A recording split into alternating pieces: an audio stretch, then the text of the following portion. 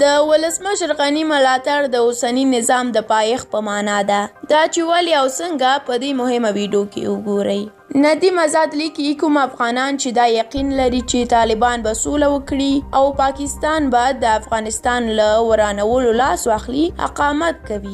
افغانان باید پوه شي چې د پاکستان ملي ګټې دا ایجابوي چې افغانستان ولس د جهاد په نوم اور کې وسوځيږي ترڅو د پاکستان غربي سرحد چې موږ یې ډیورن فرضي کرښه بولو محفوظ وي او پاکستان ته ترې کوم خطر نه وي. پاکستان د تیرو څلورو لسیزو راهیسې افغانستان کې د عمق ستراتیژۍ په لټه کې دی. یو داسې ستراتیژۍ چې پاکستان یې پر مټ غواړي کابل کې یو داسې حکومت جوړ کړي چې له اسلام آباد اداره کیږي او بهرنۍ پالیسۍ یې په بشپړ ډول د اسلام آباد د وفاق او پوځي پنجابي ادارې پر غاړه وي، لکه جموں کشمیر چې د لاهور اداره کیږي، تایوان چین اداره کوي، ایرلند، سکاټلند او نیدرلند د برېټانیې له خوا اداره کیږي.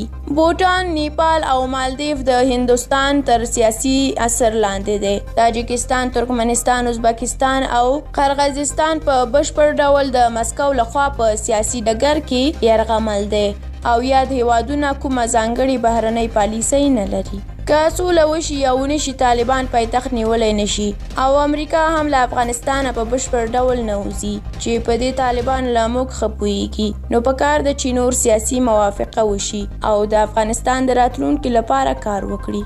له تاسو ډیره مننه چې دا مهمه ویډیو تر پایه ولیدله. که د ولسمشر غني په اړه او یا هم د سولې په اړه کوم نظر لرئ زموږ سره شریک کړئ په کومنټ کې. او که زموږ یوټیوب چینل مو هم سبسکرایب کړی نه وي نو زر تر زره یې سبسکرایب کړئ ترڅو همداسې نورې لیکنې هم واورئ. تر بلې ویډیو الله مو مل شه، ښه وخت ولرئ.